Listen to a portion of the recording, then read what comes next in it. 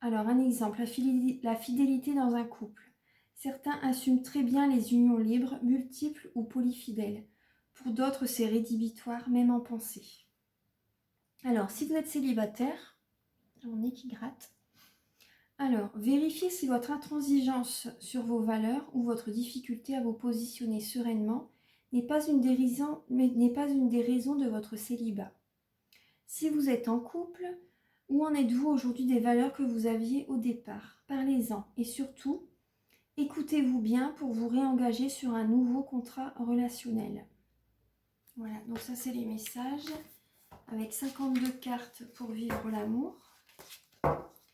Maintenant, je vais vous lire la lettre hébraïque.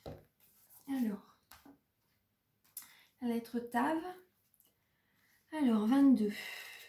22, 22, 22. Alors, l'étoile de vérité.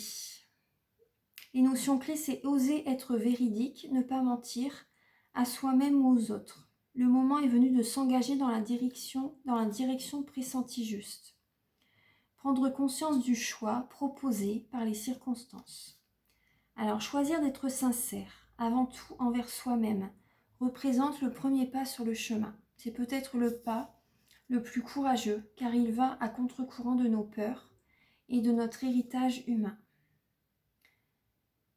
Ouais, moi ça me parle. Ouais, pour vous les balances, vous êtes un signe en fait, vous êtes un signe quand même qui tourne en rond, que vous êtes indécis. Voilà, c'est l'indécision la balance. C'est l'indécision, vous avez peur de lâcher prise. Vous avez peur de lâcher prise. En général, les balances sont quand même assez soumises. Oui, c'est l'indécision en fait. Donc, ouais, ils sont assez soumises. En fait, comment dire, les balances, vous restez, comment dire, vous êtes indécis, vous ne tranchez pas la. C'est très rare qu'une balance tranche la situation. Ouais. Par contre, après, quand vous avez décidé quelque chose, c'est comme ça et pas autrement. Donc, ouais, c'est. Et là, on vous demande donc vraiment d'être sincère envers vous-même. C'est le premier pas sur le chemin, c'est important, ouais. Et c'est courageux, c'est peut-être le pas le plus courageux. Ouais, parce qu'il va à contre-courant de vos peurs et de votre héritage humain. C'est vrai que c'est courageux, ouais. Le pouvoir guérisseur de Tav est puissant. Cette lettre est une aide précieuse pour le chercheur de la vérité intérieure. Oui, elle est vraiment faite pour vous. Tav est magnifique, mais elle est exigeante. Elle représente cette partie de nous-mêmes qui nous pousse à évoluer, à changer et qui empêche la conscience de s'endormir. Tout à l'heure, même dans le professionnel, on voyait la peur. Il y a la peur qui était ressortie. Ouais. Lorsque Tav apparaît dans le tirage, cela signifie que notre âme demande plus de clarté dans notre vie. Une situation, une relation a besoin d'être éclaircie, d'être regardée autrement. Tav nous invite à nous remettre en question, à donner au divin toutes nos certitudes et nos croyances, tout ce qui nous limite et ne peut franchir la porte du renouveau. En fait, Tav nous invite à mourir à l'ancien. Elle porte la vibration du mot hébreu mavet, la mort, tout autant que celle du mot émet, la vérité. Cette mort n'est pas celle du corps physique, mais bien au contraire celle de tout ce qui nous empêche d'être réellement vivants et heureux. C'est la mort des anciennes habitudes, des attaches et des freins qui empêchent notre âme de s'élancer, enfin libre, pour respirer l'air pur de la lumière divine.